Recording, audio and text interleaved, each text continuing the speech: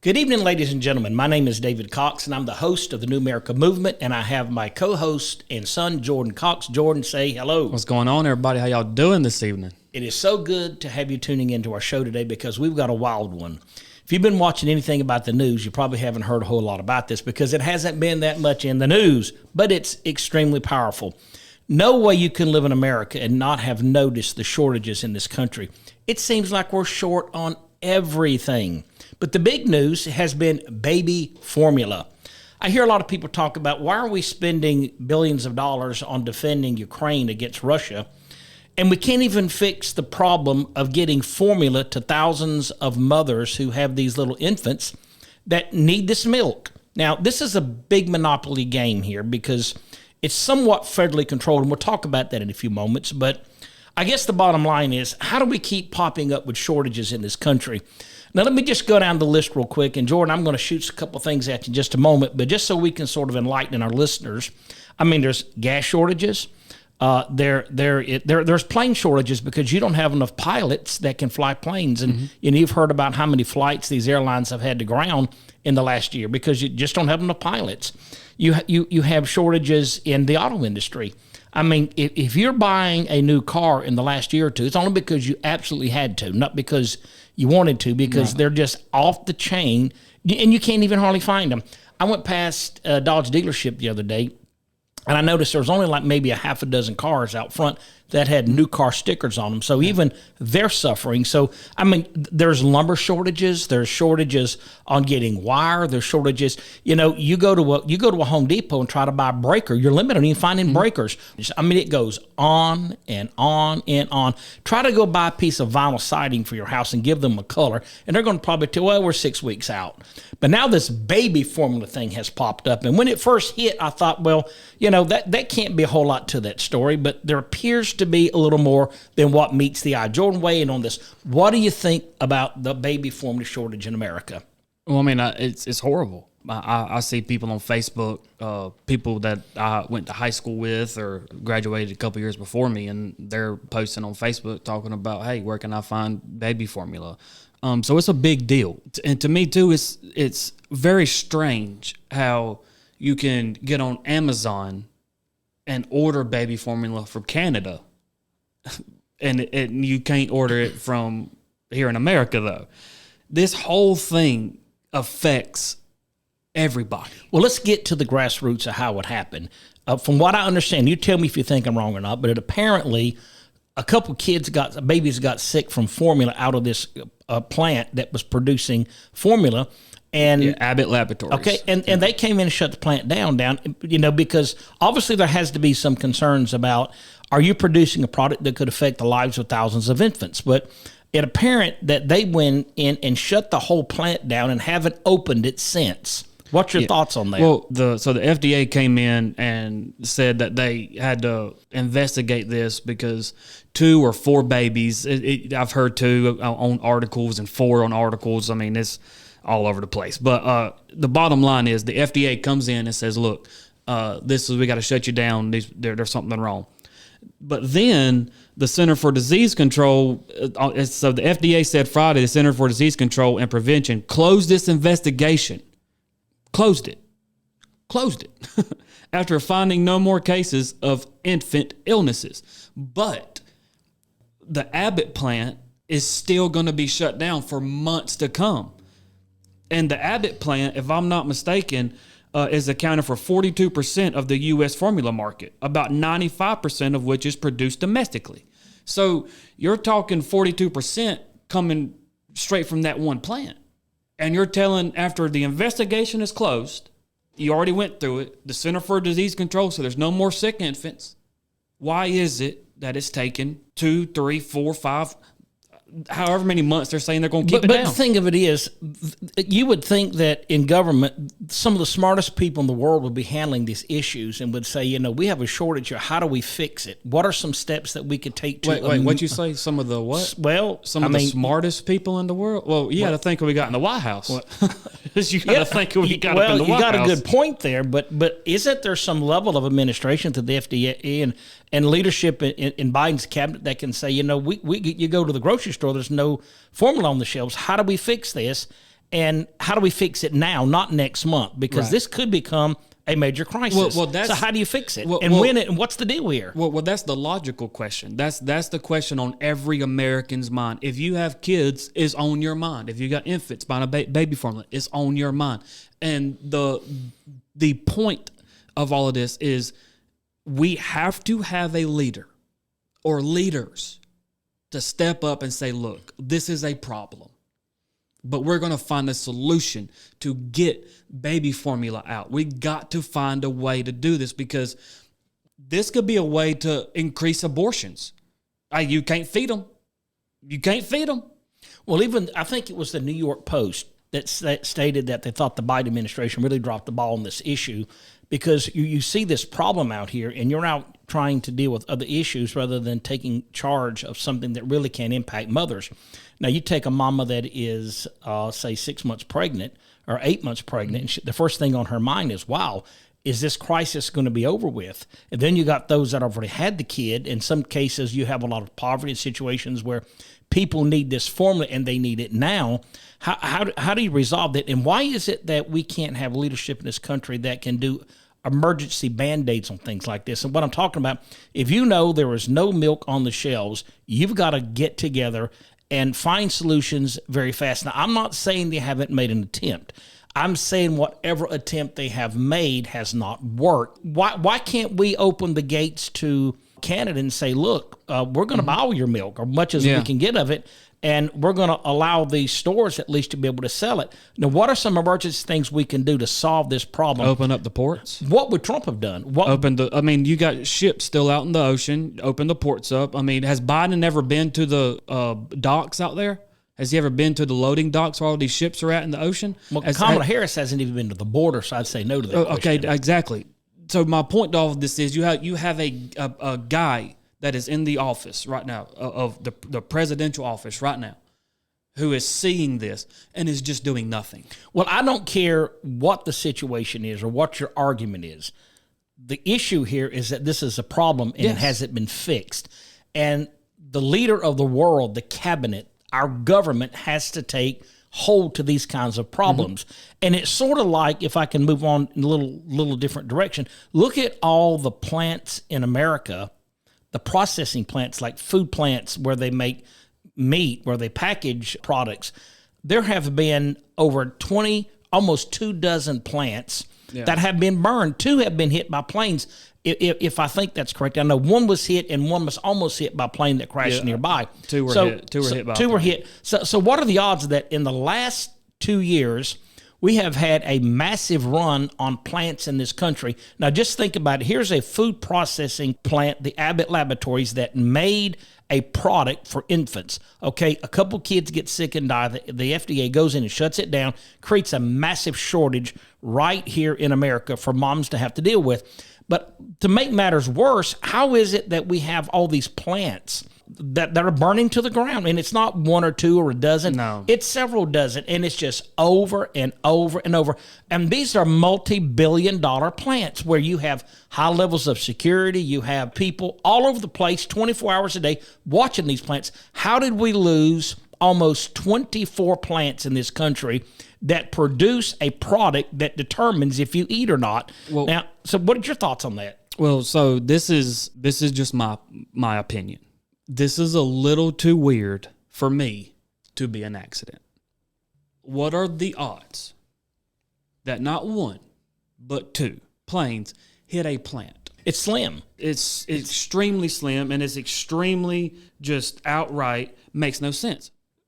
And they're burning to the ground. Massive destruction where the plants are being shut down. Yeah. Now, let me say this. You got to just ask yourself this question. Why? How could this be happening? And what does the government know about this? What do you think? Well, that's my point. That's what I'm saying. Like I said, it's my opinion. Don't run with it. But it's a little too weird to have all of this stuff happening to these food processing plants every month. Every other month, you're seeing another one go up in smoke. And you're like, how? Like, you didn't go over and see that the other plant burned down? Let's say it was an accident, okay? After the first, let's say, 10, you don't think these guys who own these plants would have started saying, okay, hey, we got on the phone with these other guys that plants burned down and stuff and said, hey, how did your plants burn down? And all 10 of them said, oh, well, it burned down because of this. You don't think them guys are going to start taking precautions so their plants don't burn down? Obviously, they paid no attention to it. Well, I mean, but I'm like you. I don't understand it. I don't have an answer for it. It's extremely strange. It's extremely strange. And it all falls at the feet of the Biden administration. It falls at their feet. Well, you're right, because here's what I have to say about that. Even the FBI, after they investigated this, they did a research on, and they put out a post and warned companies, manufacturing facilities, that this could possibly be connected to a cyber. And I'm not saying it is. They offer no proof. The FBI, if they knew it, they wouldn't probably say it anyway. But it makes you wonder, if I can get a little bit out here in left field, we're letting our borders, we're just allowing people to cross it at will. And we know the kinds of people that are crossing it. Probably a lot of good, decent people, but there's some shady characters that would come to this country with the intent of doing harm.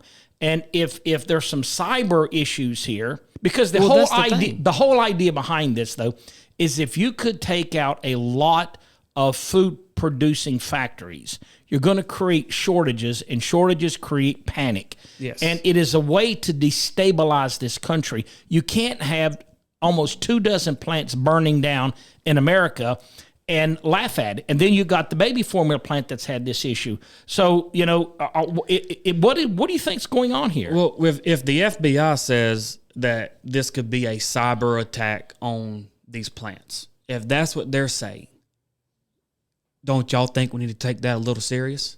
Don't you think that we need to take that a little serious? If the FBI says stuff like this could be a cyber attack, why are we not looking into this? Why are plants continuing to burn? It falls at the feet of the Biden administration. And when they get asked about it, it's just, oh, well, it's a sad thing. We're trying to figure it out. President Biden still holds his stance that we need to, get this stuff back on the shelves and all this stuff. And it's like, that's not an answer. We know that. We know the stuff needs to get back on the shelves. A kindergarten kid knows that. Exactly. Yeah, it's not there, get it on the shelf. But how do you do that? So, but here's the thing that bothers me a little bit.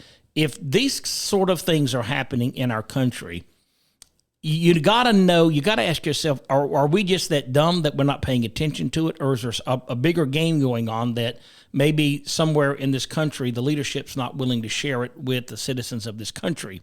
Now, I would say that if I had a plant and that these things were happening, definitely would be on my toes, because I would make sure that nothing came this way toward my factory that would cause me this kind of damage. Because you think about the people that are losing their jobs, you think about the insurance issues that it's causing, because when you got to pay billions of dollars for building these plants, that just gets passed on to the public. But here's my question. This is not good for the country. So here's my question. Do you think that they are going to set up some sort of like safety for these plants? If it comes down to where the FBI is correct and this is a cyber type attack on these plants, I mean, wouldn't you think that the Biden administration should set up some sort of protection for these plants? Far as I can tell, they've been hush-hush on the subject. They've not said a lot about it, not a lot of information. So, our objective is just to let people know. But why, though? Why is the Biden administration so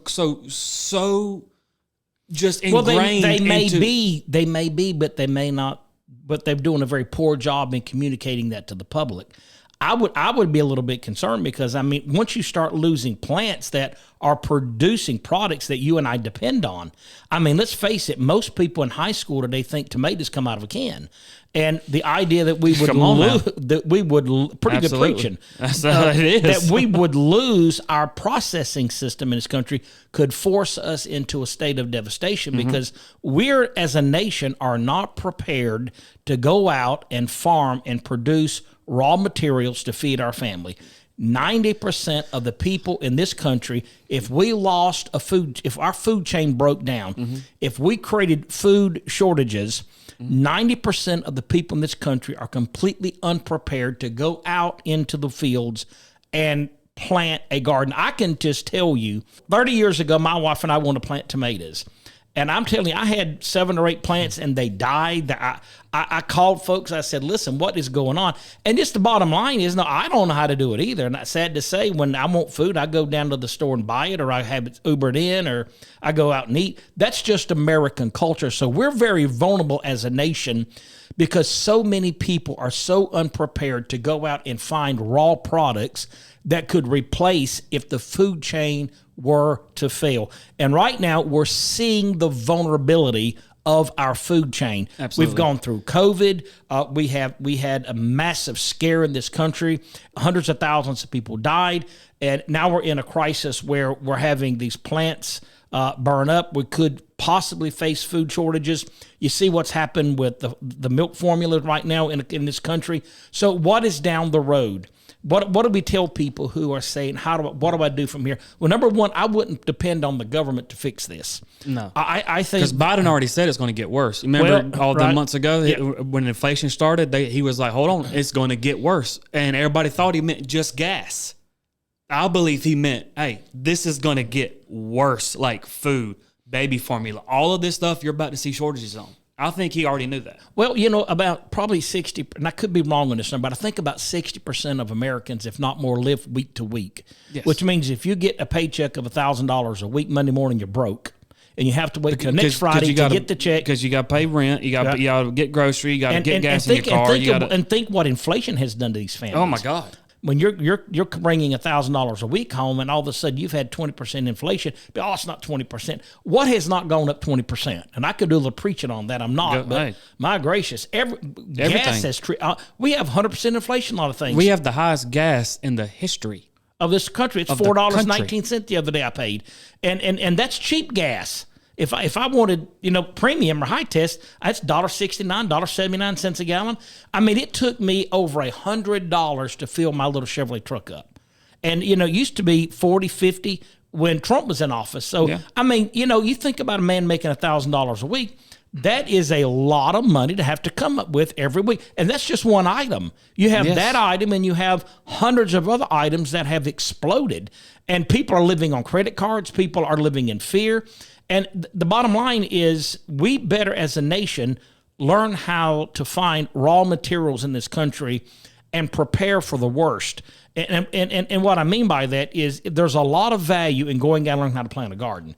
And to think that I would 100% rely upon the government taking care of me, I'm a little bit concerned about that. I'm 63 years old, but I see some issues. Well, this is why you have all of these farmers out here making a lot of money right now. Yep. Because they got cows and they grow their own vegetables. Me and my girlfriend went to our local guy up here in where we live at, and he does all of his stuff. And I heard about that, by the way. She called me and told me, said she sent you out to get some tomato plants. You brought a can of tomatoes home. I said, that's my son right there. No, son, you can't do that. Yeah, I hear you. That's another story. No, I know a good tomato when I see one, I promise. So so we go down there, and I'm like, so what's the deal with all of this? Is it hurting you, these shortages, these prices?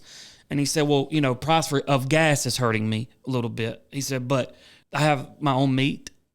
I have my own vegetables. I can live. I'm good.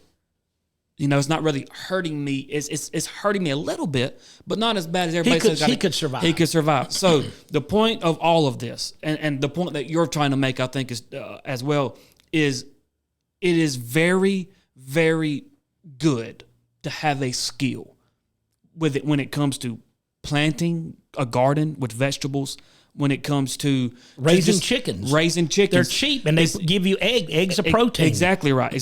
So and we're not saying that y'all need to go out here and become some redneck guy with some overalls walking down there, checking your chickens out. All we're saying is that be self-sufficient. If you see a problem, get ahead of the problem. Say, I'm not doing this no more. We, at my house, already planted peppers, tomatoes, and all sorts of things, okay? Because we are not going to be relying on whether the government is going to have my back, whether I eat or not. And they shouldn't rely, and you shouldn't rely on it either. That's all we're saying. And I know a lot of people will not do that. I know a lot of people will say, no, I ain't got the time. I got to work. I ain't got the time. I got kids. I ain't got the time to do all that. So I need to stick to the groceries. I need to stick to go to the stores. I need to stick to all of that. And that's fine. That's absolutely fine.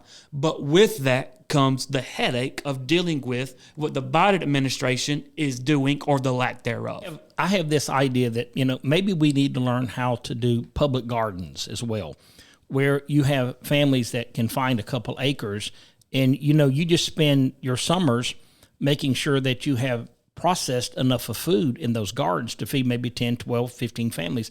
I don't know how many could feed out, but I do know a plan is better than no plan. Yes. Something is better. Don't wait till the disaster hits you before you start trying to figure out what you're going to do if things were to get worse in this country. Close us out, Jordan. It's been a great show. Please, guys, let us know how this huge crisis of shortages across the board is affecting you. Is it affecting you at all? Is it affecting you a little bit? Or is it just outright flatlining you? Let us know in the comments. We would love to hear from you. Please comment, like, share. New America Movement. Love you guys. Thank you guys so much for watching. God bless. God bless America. We sure gonna need him.